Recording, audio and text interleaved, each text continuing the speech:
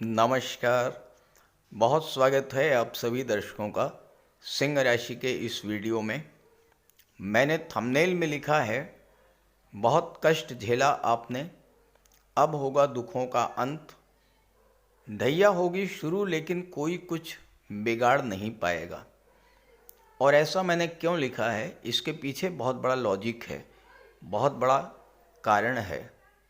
2025 एक ऐसा वर्ष है जो पिछले वर्षों से बिल्कुल ही अलग है। बहुत ही अद्भुत और विलक्षण वर्ष है 2025। क्या कभी ऐसा हुआ है कि दैत्य गुरु शुक्र 4 माह तक अपनी उच्च की राशि में गोचर करें? लेकिन 2025 में ऐसा हो रहा है। क्या पिछले वर्षों में ऐसा हुआ है कि देवगुरु मात्र 5 माह में राशि परिवर्तन कर लें? लेकिन 2025 में भी ऐसा ही हो रहा है। 2025 ऐसा वर्ष होने जा रहा है जिसमें मंगल केवल 2 राशियों मिथुन और कर्क में 5 माह तक गोचर करेंगे। 2025 एक ऐसा वर्ष है जिसमें गुरु, शनि, राहु, केतु चारों ही ग्रह राशि परिवर्तन करेंगे, जबकि पिछले वर्ष 2024 में केवल देवगुरु ने राशि परिवर्तन किया था। जब इतनी विशेषताओं से परिपूर्ण है 2025, तो स्वाभाविक रूप से इसके फल भी बिल्कुल अलग होंगे। तो समझते हैं कि सिंह राशि के जातकों को 2025 में क्या क्या बड़े लाभ मिलने जा रहे हैं। ये विश्लेषण आपकी चंद्र राशि के आधार पर किया जा रहा है। तो ये है सिंह राशि के जातकों की कुंडली।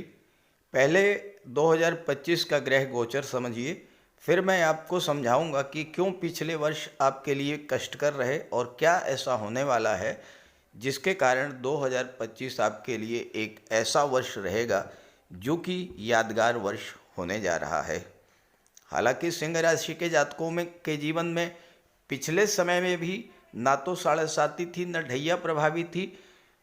आने वाले समय में ढैया प्रभावी होगी, लेकिन उसका कोई नेगेटिव इफेक्ट नहीं पड़ेगा। ये भी मैं आपको समझाऊंगा कि कैसे ये चीज़ होगी। ग्रह गोचर की बात करें तो केतु आपकी कुंडली में धन के भाव में है, 29 मई को लग्न में आ जाएंगे।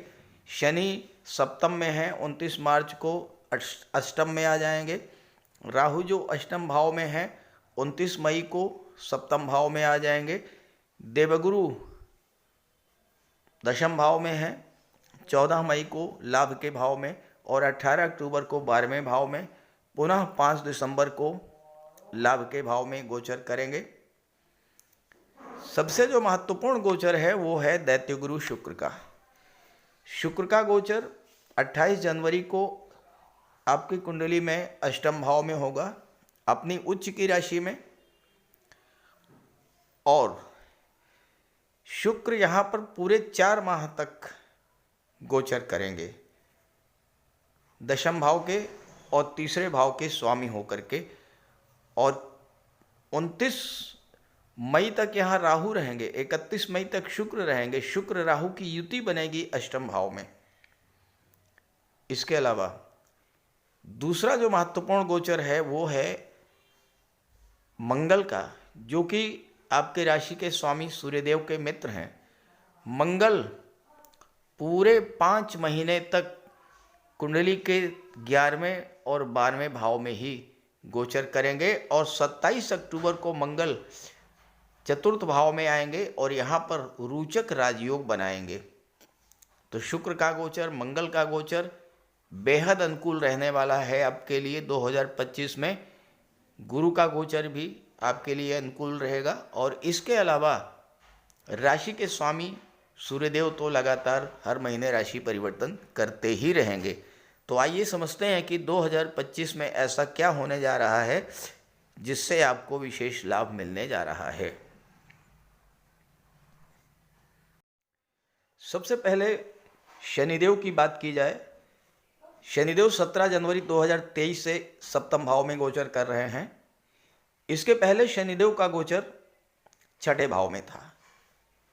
17 जनवरी 2023 से पहले शनि का गोचर सिंह राशि के जातकों के लिए बहुत अच्छा फल देने वाला था, लेकिन जैसे ही शनि 7वें भाव में आए भले ही केंद्र के भाव में थे, भले ही सप्तम में दिग्बली होते हैं, लेकिन सिंह राशि के जातकों के लिए शनि अच्छा फल नहीं दे पाए। क्यों? क्योंकि पहली बात, शनि सिंह राशि के स्वामी सूर्यदेव के परम शत्रु हैं, प्रबल शत्रु हैं।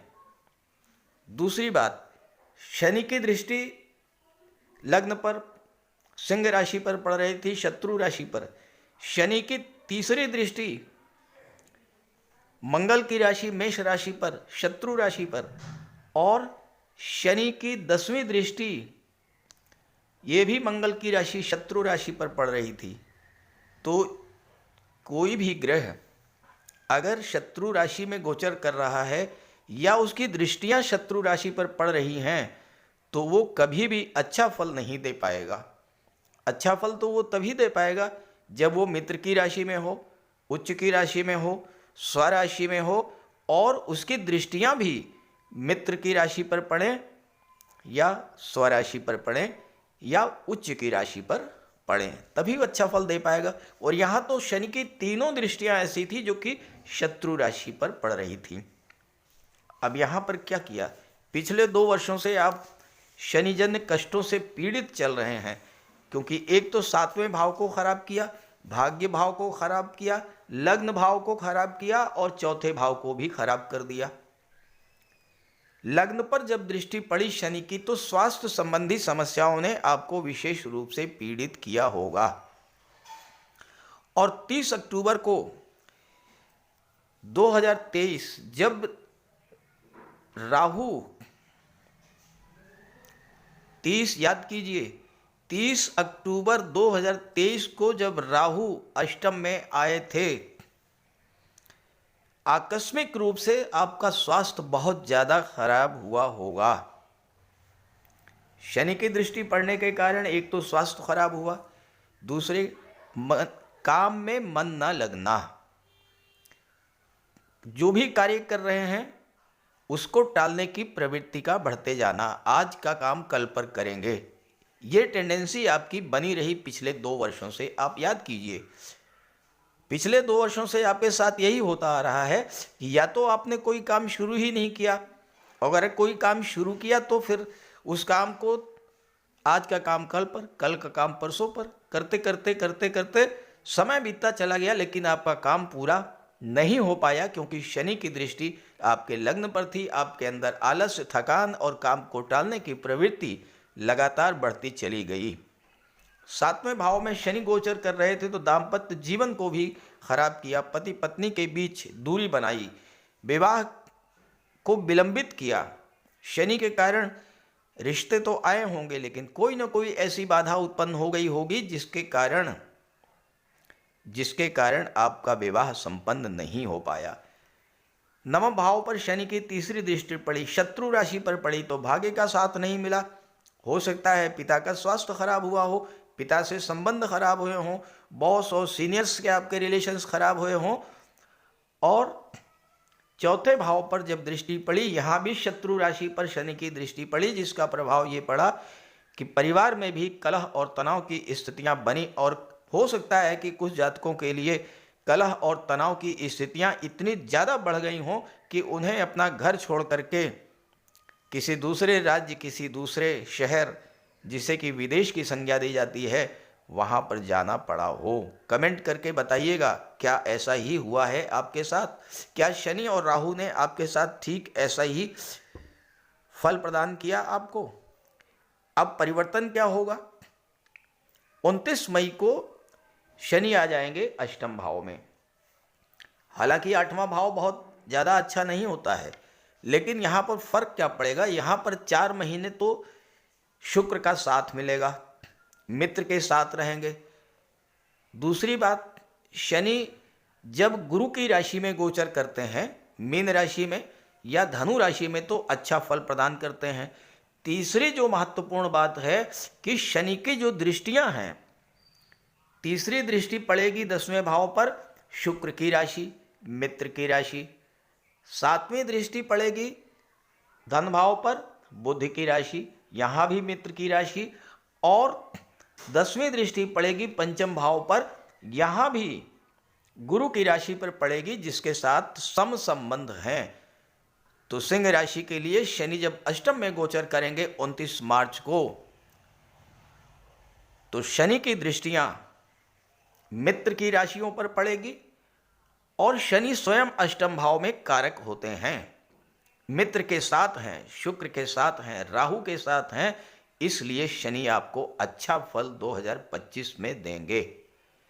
एक और बात मैं आपको बता दूं, मेरे आने वाले वीडियोस में आप देखेंगे मैं आपको ये भी बताऊंगा कि 2025 में शनि अंश बल से बिल्कुल ही कमजोर अवस्था में गोचर करेंगे।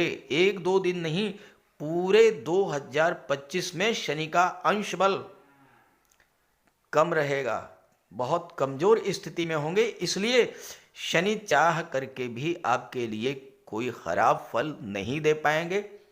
हाँ, शनि के हटते ही जो सबसे पहला प्रभाव पड़ेगा वो ये होगा कि आपके अंदर जो आलस्य और थकान की स्थिति बनी थी, काम को टालने की प्रवृत्ति जो बढ़ी थी, वह कम होगी, काम में आपका मन लगेगा। एक और बात, शनि यहाँ पर विपरीत राजयोग भी बनाएंगे, क्योंकि छठे भाव के स्वामी होकर के आठवें में गोचर करेंगे, तो छठे भाव की चीज़ों को समाप्त करेंगे। यानी कोई कर्ज है उससे राहत मिलेगी, कोई शत्रुता है उससे राहत मिलेगी, कोर्ट कचहरी के मामलों से राहत मिलेगी। क्यों मिलेगी?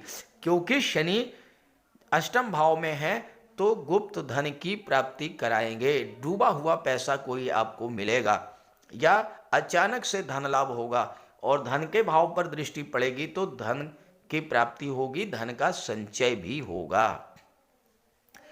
क्योंकि शुक्र की राशि पर, मित्र की राशि पर शनि की दृष्टि पड़ रही है, तो आपके कार्य क्षेत्र में भी माहौल बहुत अच्छा रहेगा, काम में आपका मन लगेगा, नए नए डिसीजंस आप लेंगे अपने करियर को लेकर के, और आपकी डिसीजन मेकिंग पावर बहुत ही स्ट्रांग होगी इस समय, क्योंकि लग्न से शनि की दृष्टि हट चुकी होगी।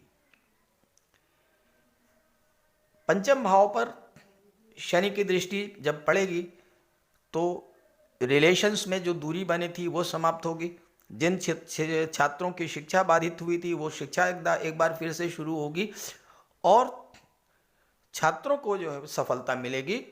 और जिन छात्रों को सफलता मिल चुकी थी लेकिन उनको नियुक्ति पत्र नहीं मिला था, या आपने एग्ज़ाम दिया था, आपको रिजल्ट जो है नहीं आ पाया था, क्योंकि शनि चीज़ों को डिले करते हैं, तो अब आपका रिजल्ट भी आएगा, आपको नियुक्ति पत्र भी मिलेगा, आपका सिलेक्शन भी होगा और आपको सफलता भी मिलेगी।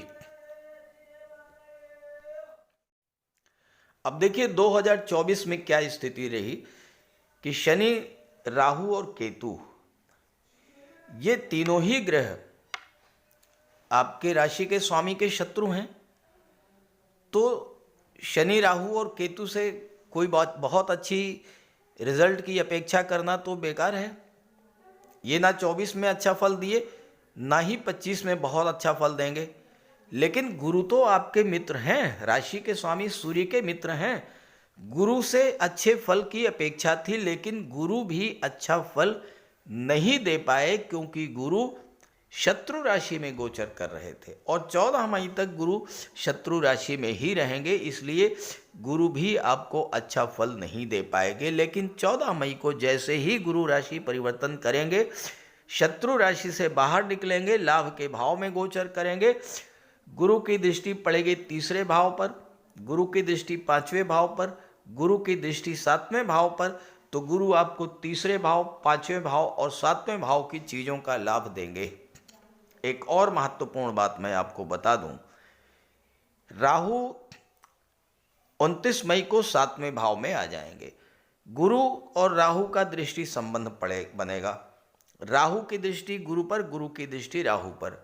दूसरी बात, गुरु की दृष्टि तीसरे भाव पर और राहु की दृष्टि भी तीसरे भाव पर, तो तीसरा भाव भी एक्टिवेट रहेगा, सातवां भाव भी एक्टिवेट रहेगा, लाभ का भाव भी एक्टिवेट रहेगा। तो क्या क्या लाभ मिलेगा?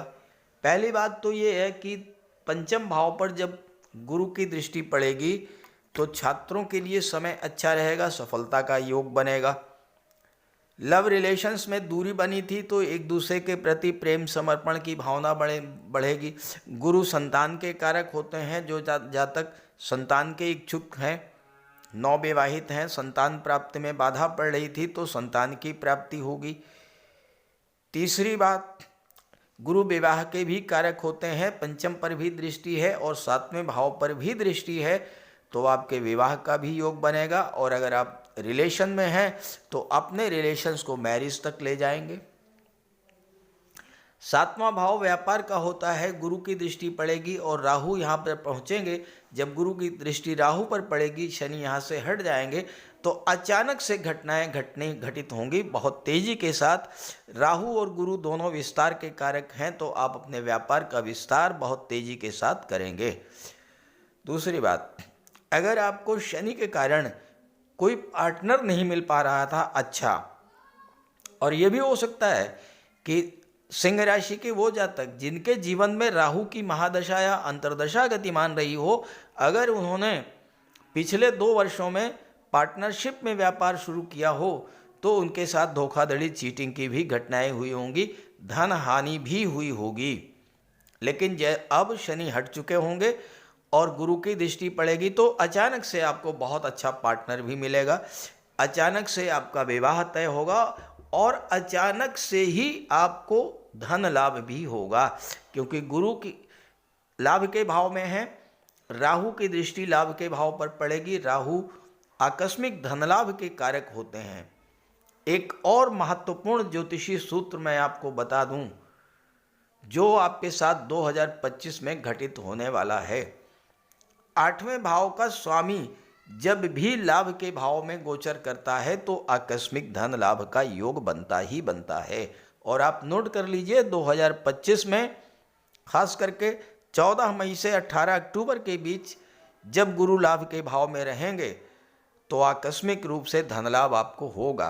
कहाँ से आएगा ये नहीं मैं बता सकता हूँ, लेकिन कहीं न कहीं से ऐसी जगह से जहाँ से आपने कल्पना भी ना की हो वहाँ से आपको धन की प्राप्ति होगी। गुरु राहु की दृष्टि पड़ेगी तीसरे भाव पर। तीसरे भाव के स्वामी है शुक्र। 14 मई को गुरु की दृष्टि पड़ेगी, 29 मई को राहु की दृष्टि पड़ेगी और 31 मई को शुक्र की भी दृष्टि पड़ जाएगी। शुक्र आ जाएंगे भाग्य के भाव में। शुक्र, राहु और गुरु तीनों का प्रभाव तीसरे भाव पर पड़ेगा। आपकी कम्युनिकेशन पावर बढ़ेगी, आपकी कम्युनिकेशन स्किल बढ़ेगी, अपनी बातों से आप दूसरों को मोहने की स्थिति में हो जाएंगे। व्यवहार आपका अत्यंत मृदु होगा। रिलेशंस अगर आपके भाई बहनों से, मित्रों से, पड़ोसियों से खराब हुए थे तो उनमें सुधार आएगा। और सबसे बड़ी बात यह है कि इस समय जो लोग कला जगत से जुड़े हैं, जो लोग वाणी से संबंधित क्षेत्रों में कार्य कर रहे हैं, एक्टिंग है, मिमिक्री है, या जो लोग डायलॉग राइटर हैं, स्क्रिप्ट राइटर हैं, जो लोग सिंगर हैं, जो सिनेमा जगत मीडिया से जुड़े हुए हैं, जो लोग ग्लैमर इंडस्ट्री से जुड़े हुए हैं, उनके लिए मई के बाद का समय बेहद अनुकूल रहेगा। नई नई फिल्में, नए नए कॉन्ट्रैक्ट्स मिलने जा रहे हैं। केतु एक ऐसे ग्रह हैं जो धर्म की ध्वजा कहे जाते हैं। केतु को धर्म अध्यात्म का प्रतीक माना जाता है, लेकिन केतु का स्वभाव ये है कि ये बाधा पैदा कर देते हैं, रुकावट पैदा कर देते हैं। तो धन के भाव में गोचर कर रहे थे, धन के भाव में गोचर करने के कारण धन के संचय में बाधा आई होगी, कोई पैतृक संपत्ति को लेकर विवाद बढ़ा होगा और परिवार के लोगों के बीच में भी दूरी बढ़ी होगी, क्योंकि केतु डिटैचमेंट के कारक हैं। अब केतु लग्न में आ जाएंगे 29 मई को। केतु जब लग्न में आएंगे तो आपके लिए अच्छा ही है, क्योंकि केतु आपकी रुचि धर्म अध्यात्म में बढ़ा देंगे और यही कार्य गुरु भी करेंगे। तो धर्म अध्यात्म में आपकी रुचि बढ़ना आपके लिए अच्छा है। जहाँ तक राहु की बात है, राहु जब सप्तम भाव में आएंगे तो यहाँ पर दाम्पत्य जीवन में थोड़ी बहुत गलतफहमी तो पैदा कर सकते हैं, लेकिन चूंकि गुरु की दृष्टि पड़ रही है इसलिए राहु आपके लिए अच्छा ही फल प्रदान करेंगे। एक तरह से कहा जाए कि अच्छा फल देने के लिए बाध्य होंगे। सबसे जो महत्वपूर्ण गोचर है वो है शुक्र का। शुक्र यहां पर 28 जनवरी से लेकर के 31 मई तक रहेंगे अष्टम भाव में और यहां अपनी उच्च की राशि में रहेंगे। 29 मार्च को शनि भी आ जाएंगे। शनि राहु शुक्र का त्रिग्रही योग बनेगा और शुक्र 10वें भाव के स्वामी होकर के 8वें भाव में जब गोचर करेंगे, वो जातक जो 8वें भाव से जुड़ करके कार्य कर रहे हैं, मैं सबकी बात नहीं कर रहा हूं, केवल वो जातक जो 8वें भाव से जुड़े हैं। अब किन किन क्षेत्रों से जुड़े हैं? 8वां भाव शनि का भाव है।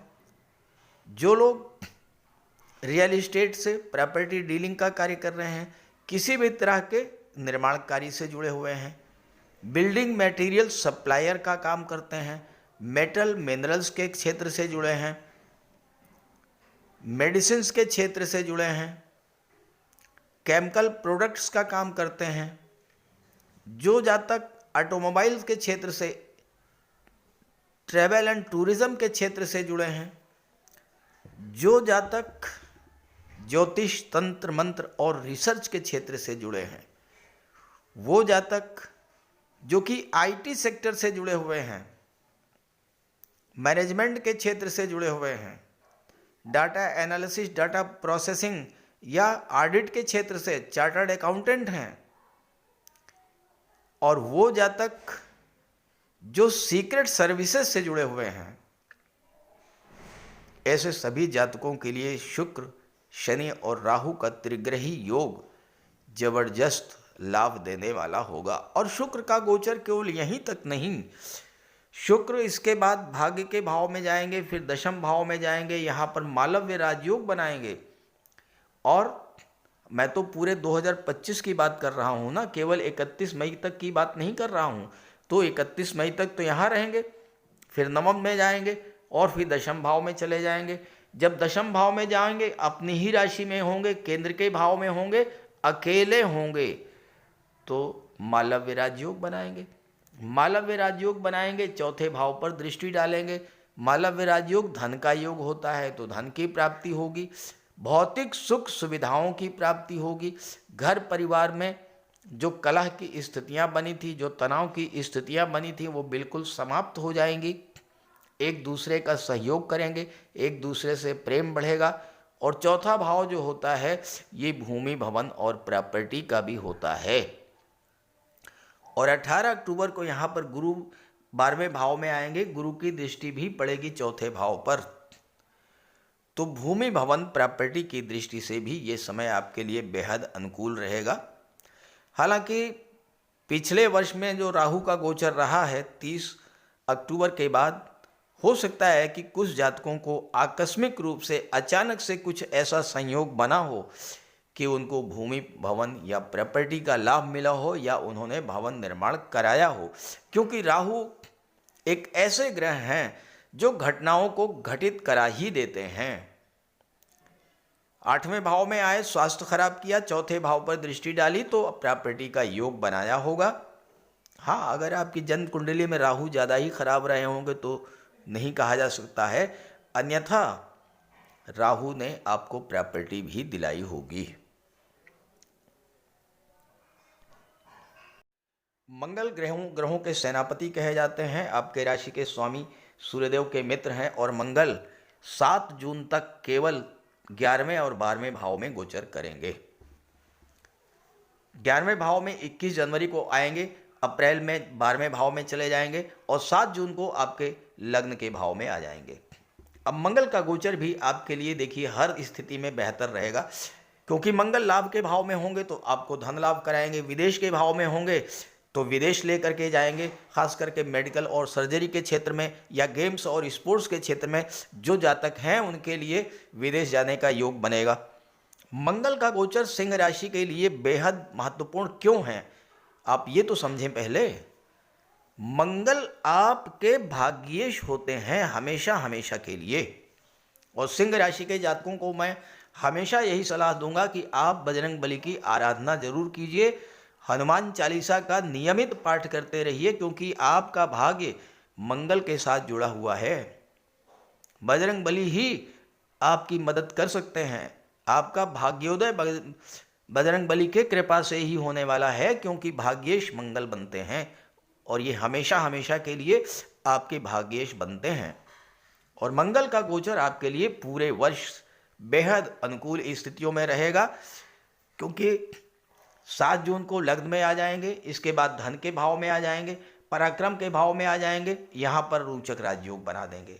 तो पूरे वर्ष मंगल का गोचर आपके लिए बेहद अनुकूल रहेगा। बजरंग बली की आराधना करते रहिएगा। अगर हनुमान चालीसा का पाठ नहीं करते हैं और अगर आपकी सिंह राशि है, आज से ही हनुमान चालीसा का पाठ करना शुरू कर दीजिए। आप देखिएगा महीने 2 महीने में भाग्योन्नति होनी शुरू हो जाएगी, भाग्य आपका साथ देना शुरू कर देगा, किस्मत आपकी चमक जाएगी। भले ही अन्य कोई ग्रह आपको सपोर्ट करे या ना करे, लेकिन अगर आपने सूर्यदेव की आराधना करी और बजरंग बली की आराधना करी, आप निश्चित जान लीजिए कि दुनिया में कोई ताकत ऐसी नहीं है जो आपको हरा सके, जो आपको पीछे हटा सके। तो करके देखिए, और ये वीडियो, ये जानकारी अपने साथियों मित्रों को भी जरूर शेयर कीजिए। नमस्कार।